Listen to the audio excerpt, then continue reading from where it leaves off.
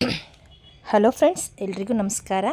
ಇವತ್ತು ನಾನು ಬೇಸಿಗೆಯಲ್ಲಿ ಎಲ್ಲ ಹೆಣ್ಮಕ್ಳು ಮಾಡ್ಕೊಳ್ಬೋದಾದಂಥ ಸುಲಭವಾಗಿ ಪಟಾಪಟ್ ಅಂತ ಒಂದು ಸಂಡಿಗೆ ರೆಸಿಪಿನ ಯಾವ ರೀತಿ ಮಾಡೋದು ಅನ್ನೋದನ್ನು ಈ ವಿಡಿಯೋದಲ್ಲಿ ತೋರಿಸ್ತಾ ಇದ್ದೀನಿ. ಬಿಸಿಲು ಬಂತು ಅಂದರೆ ಸಾಕು, ಹೆಣ್ಮಕ್ಳು ತುಂಬ ಈಸಿ ಮೆಥಡಲ್ಲಿ ಹಪ್ಪಳ ಸಂಡಿಗೆ ಮಾಡ್ಕೋತೀವಿ. ಇದನ್ನು ಸಹ ನಾನು ಹಾಗೆ ತುಂಬ ಈಸಿ ಮೆಥಡಲ್ಲಿ ತೋರಿಸ್ಕೊಡ್ತಾ ಇದ್ದೀನಿ. ನಾನು ಮಿಕ್ಕಿರುವ ಅನ್ನ ಅಂದರೆ ರಾತ್ರಿ ಸ್ವಲ್ಪ ಅನ್ನ ಉಳಿದಿದ್ರೆ ಅಥವಾ ಅನ್ನ ಸ್ವಲ್ಪ ಜಾಸ್ತಿ ಮಾಡಿದರೆ ಅದನ್ನು ಯಾವ ರೀತಿ ಯೂಸ್ ಮಾಡಿಕೊಂಡು ಹಪ್ಪಳ ಮಾಡ್ಕೋಬೋದು ಅಥವಾ ಸಂಡಿಗೆ ಮಾಡ್ಕೋಬೋದು ಅನ್ನೋದನ್ನು ತೋರಿಸ್ತಾ ಇದ್ದೀನಿ.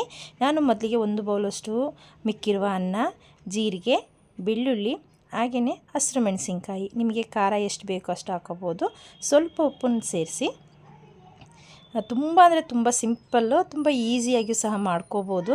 ಹಾಗೆಯೇ ಸ್ವಲ್ಪ ನಿಂಬೆಹಣ್ಣನ್ನು ಸೇರಿಸ್ತಾ ಇದ್ದೀನಿ. ಇದು ಆಪ್ಷನ್ನು, ನೀವು ಬೇಡ ಅಂದರೆ ಸ್ವಲ್ಪ ಒಂದು ಅರ್ಧ ಟೊಮೊಟೊನೂ ಸೇರಿಸ್ಕೊಬೋದು, ಇಲ್ಲಾಂದರೆ ಒಂದು ಅರ್ಧ ಆಲೂಗೆಡ್ಡೆನೂ ಸೇರಿಸ್ಕೊಬೋದು. ಚೆನ್ನಾಗಿ ಅನಿಸುತ್ತೆ ಟೇಸ್ಟು.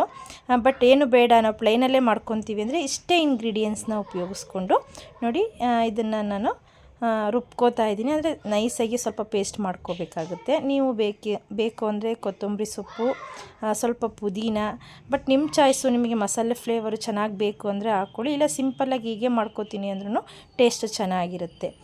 ಇಷ್ಟನ್ನು ಹಾಕಿ ನಾನು ಸ್ವಲ್ಪ ನೀರನ್ನ ಸೇರಿಸ್ತಾ ಇದ್ದೀನಿ, ಜಾಸ್ತಿ ನೀರನ್ನ ಸೇರಿಸ್ತಾ ಇಲ್ಲ. ಫಸ್ಟಿಗೆ ಸ್ವಲ್ಪ ಚೆನ್ನಾಗಿ ಪೇಸ್ಟ್ ಮಾಡ್ಕೋಬೇಕಾಗಿರೋದ್ರಿಂದ ಸ್ವಲ್ಪ ನೀರನ್ನ ಸೇರಿಸಿ ಪೇಸ್ಟ್ ಮಾಡ್ಕೊಳ್ಳಿ.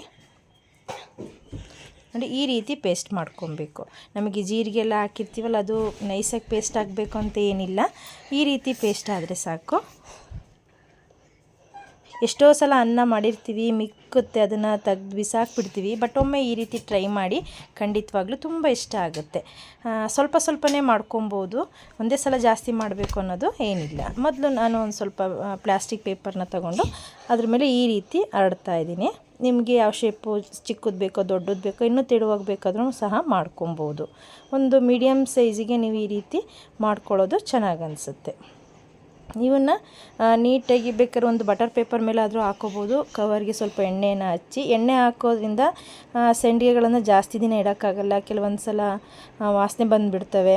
ಹಾಗಾಗಿ ಎಣ್ಣೆ ಹಾಕ್ತಾನೆ ಬಟರ್ ಪೇಪರ್ ಯೂಸ್ ಮಾಡಿದ್ರೆ ಬೇಗ ಒಣಗಿದ ತಕ್ಷಣ ನೀಟಾಗಿ ಬಿಡ್ತವೆ. ನೋಡಿ ಈ ರೀತಿ ಬಿಸಿಲಲ್ಲಿ ಅಟ್ಲೀಸ್ಟ್ ಒಂದು 2 ಡೇಸ್ ಆದರೂ ನೀಟಾಗಿ ಒಣಗಿಸ್ಕೊಳ್ಳಿ. ಒಂದಿನ ಒಣಗಿಸಿದ್ರೆ ಅವಾಗೆ ಬಿಡ್ತವೆ, ಮತ್ತು ಇನ್ನೊಂದು ದಿನ ಚೆನ್ನಾಗಿ ಬಿಸಿಲಿದ್ರೆ 1.5 ದಿನ ಅಥವಾ 2 ದಿನನಾದರೂ ಚೆನ್ನಾಗಿ ಒಣಗಿಸ್ಕೋಬೇಕಾಗತ್ತೆ.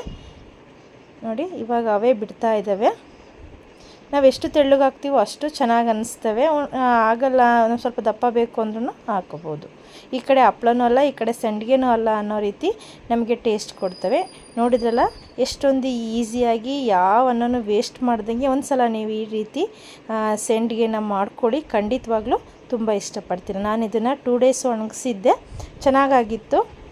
ನೀವು ಬೇಕು ಅಂದರೆ ಒಣಮೆಣ್ಸಿನ್ಕಾಯಿಂದು ಚಿಲ್ಲಿ ಫ್ಲೇಕ್ಸ್ ಬರುತ್ತಲ್ಲ, ಅದನ್ನು ಸಹ ಸೇರಿಸ್ಕೊಬೋದು. ಇನ್ನೂ ಬೇಕು ಸ್ವಲ್ಪ ಜೀರಿಗೆ ಎಲ್ಲನೂ ಹಾಕ್ಕೋಬೋದು, ಅಜ್ವಾನ ಹಾಕ್ಕೋಬೋದು. ನಿಮಗಿಷ್ಟ ಆದರೆ ಕೆಲವೊಂದನ್ನೆಲ್ಲ ನೀವು ಸೇರಿಸ್ಕೊಂಡು ಸಹ ಮಾಡ್ಕೊಬೋದು. ಇವಾಗ ನಾನು ಎಣ್ಣೆ ಕಾಯ್ದಿದೆ, 2 ದಿನ ಒಣಗಿಸಿ ಚೆನ್ನಾಗಿ ಆದಮೇಲೆ ಎಣ್ಣೆ ಕಾಯಕ್ಕಿಟ್ಕೊಂಡು ಕರಿತಾ ಇದ್ದೀನಿ. ನೋಡಿ ಎಷ್ಟು ಚೆನ್ನಾಗಿ ಹೂವಿನ ರೀತಿ ಅರಳುತ್ತೆ. ಏನು ಸೋಡಾ ಬಳಸೋದು ಬೇಡ, ಏನು ಬೇಡ. ನಾವು ತುಂಬ ನ್ಯಾಚುರಲಾಗಿ, ತುಂಬ ಟೇಸ್ಟ್ಫುಲ್ಲಾಗಿ ಈ ಸಂಡಿಗೆಯನ್ನು ನಾವು ಮಾಡ್ಕೋಬೋದು. ನೋಡಿದ್ರಲ್ಲ ಎಷ್ಟೊಂದು ಪಟಾಪಟ್ ಅಂತ ರಾತ್ರಿ ಉಳ್ದ ಅನ್ನೋದಿಂದ ದಿಢೀರಾಗಿ ಈ ರೀತಿ ಹಪ್ಪಳ ಸಂಡಿಗೆ ಮಾಡ್ಕೋಬೋದು. ಈ ವಿಡಿಯೋ ಇಷ್ಟ ಆದಲ್ಲಿ ಪ್ಲೀಸ್ ಲೈಕ್ ಮಾಡಿ, ಶೇರ್ ಮಾಡಿ, ಕಮೆಂಟ್ ಮಾಡಿ ಅಂತ ಹೇಳ್ತಾ ಮುಂದಿನ ಹೊಸ ವಿಡಿಯೋದಲ್ಲಿ